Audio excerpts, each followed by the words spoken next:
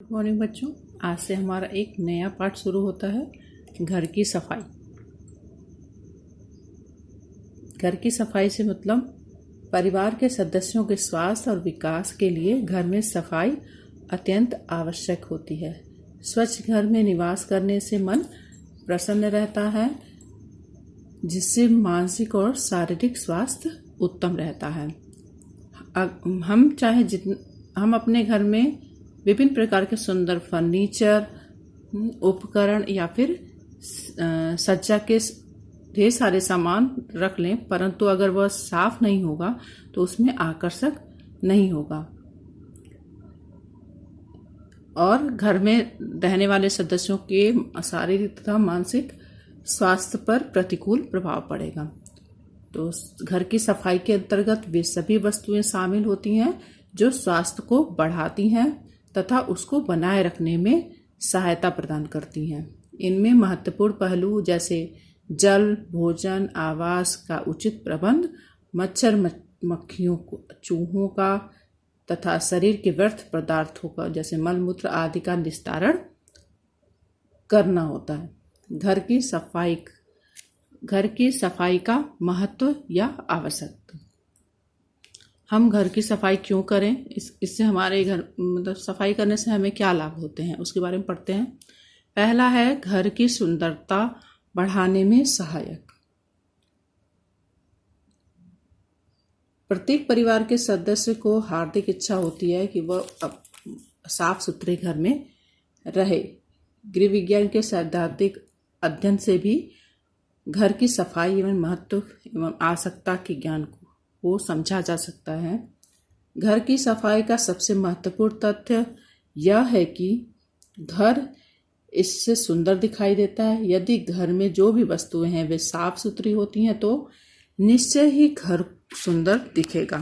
घर की सफाई के अभाव में कीमती से कीमती वस्तुएं भी सुंदर नहीं दिखाई देती हैं। दूसरा है घर को आकर्षक बनाने में सहायक। प्रतिदिन घर की सफाई करने से घर आकर्षक एवं सुंदर बनाया जा सकता है। तीसरा है कीटाणुओं को रोकथाम में सहायक। घर की सफाई करने से घर के कीटाणु नष्ट हो जाते हैं तथा घर कीटाणु रहित हो जाता है। घर की विसंक्रामक पदार्थ से सफाई कर देने से कीटाणु नहीं पनपते हैं, इससे घर का वातावरण दूषित नहीं होता है। चौथा है स्वास्थ्य एवं फुर्ती में सहायक। साफ सुथरे घर के सदस्यों के स्वास्थ्य में भी वृद्धि करता है तथा परिवार के सदस्य स्वस्थ एवं फुर्तीले रहते हैं। साफ घर के पारिवारिक सदस्य उत्साहित तथा प्रसन्न तथा अधिक कार्य करने के लिए प्रेरित होते हैं। गंदे घर में निवास करने से निराशा, उदासी तथा आलस जैसे विकार उत्पन्न होते हैं। पांचवा है उचित गृह व्यवस्था तथा सुविधाजनक होना। सफाई करते समय स्वाभाविक रूप से घर की वस्तुएं व्यवस्थित करके रखी जाती हैं जो सभी सदस्यों के लिए सुविधाजनक होती है। अतः एक सुव्यवस्थित स्वच्छ घर में कार्य करना सुविधाजनक होता है। जब भी आपको कोई चीज़ ज़रूरत होती है तो आप तुरंत उसे ढूंढ लेते हैं। यह अव्यवस्थित घर में आप किसी भी चीज़ को नहीं ढूंढ सकते हैं, जबकि सफाई के अभाव में अव्यवस्थित घर में कार्यों में कठिनाई होती है। छठा है घर को आकर्षक एवं आरामदायक बनाने में सहायक। एक साफ सुथरा घर आकर्षक का केंद्र होता है। वस्तुएं यथास्थान होने पर आराम भी मिलता है। घर आरामदायक होता है, इससे काम करने में सुविधा मिलती है। सातवां है जीवन स्तर ऊंचा उठाने में सहायक। साफ सुथरे घर जीवन स्तर को ऊंचा उठाने में मददगार सिद्ध होते हैं। जबकि आपकी आर्थिक स्थिति कम हो, परंतु अगर घर साफ सुथरा है तो वो घर भी अच्छा लगेगा तथा जीवन स्तर उसका ऊंचा लगेगा।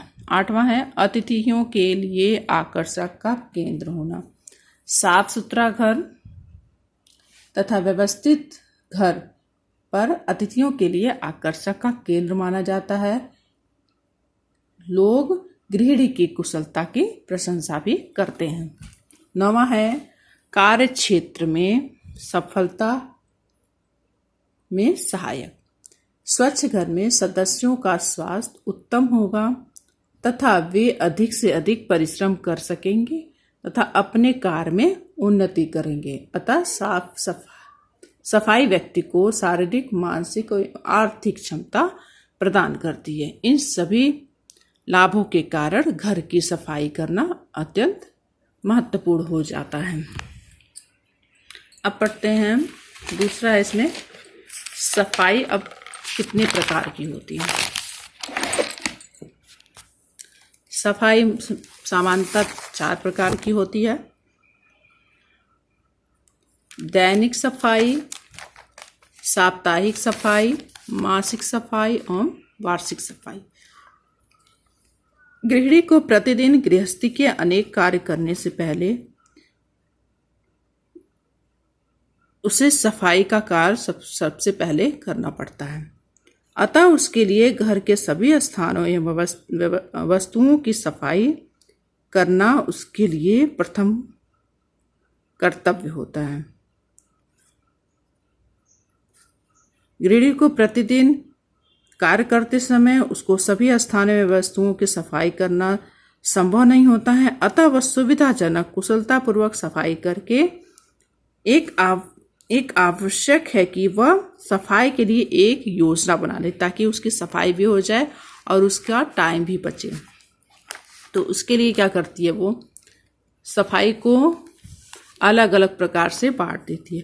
पहला है इसमें दैनिक सफाई।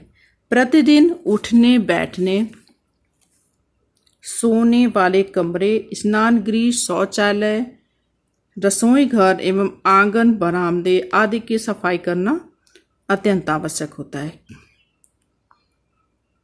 किंतु समय सीमित होने के कारण यह रोज नहीं किया जा सकता। इसमें मुख्यतः झाड़ू लगाना, पोछा लगाना, फर्नीचर पर पड़े धूल कण को पोंछना, सामान को यथास्थान रखना, दरी कालीन को साफ रखना, शयन कक्ष का बिस्तर लपेट कर रखना, फूलदान से फूल का बदलना इत्यादि आता है। अब इसमें दूसरा है साप्ताहिक सफाई। इस सफाई के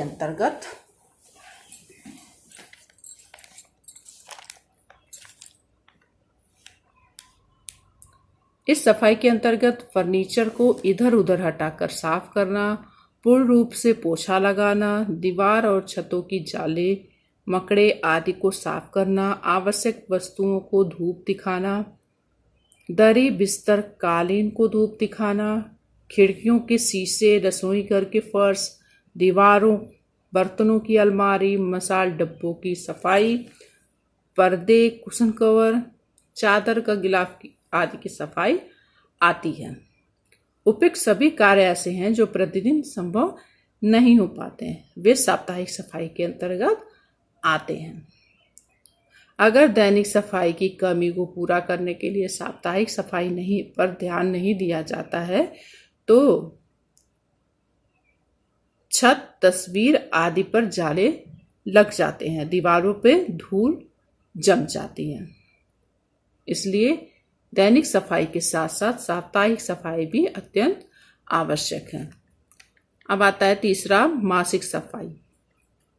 साप्ताहिक सफाई करने के पर भी देखा गया है कि कुछ घर की ऐसी सफाई अधूरी रह जाती है, अतः मासिक सफाई अत्यंत आवश्यक हो जाती है वहां पर। इनमें कपड़ों को धूप दिखाना, अनाज, मसालों, अचार आदि को धूप दिखाना, रसोई घर के सामान की सफाई करना, सभी खाद्य पदार्थों को देखभाल, डिब्बे खोल के खाद्य पदार्थों का निरीक्षण करना इत्यादि आता है। इसके बाद है चौथा, वार्षिक सफाई। वार्षिक सफाई का अर्थ है कि वर्ष में एक बार सारे घर की सफाई कर दी जाए। वार्षिक सफाई के अंतर्गत घर की पुताई, रंग रोगन, घर की टूट फूट, मरम्मत, दरवाजों खिड़कियों की किवाड़ों तथा चौखटों की मरम्मत, रजाई गद्दों को खोलकर रुई साफ कराना, घर की आवश्यक वस्तुओं को निकालना तथा उसमें अनावश्यक वस्तुओं को छांटकर घर के बाहर करना आदि आता है। तो आज के लिए बस इतना ही बच्चों। कल हम लोग पढ़ेंगे घर के विभिन्न कमरों की सफाई।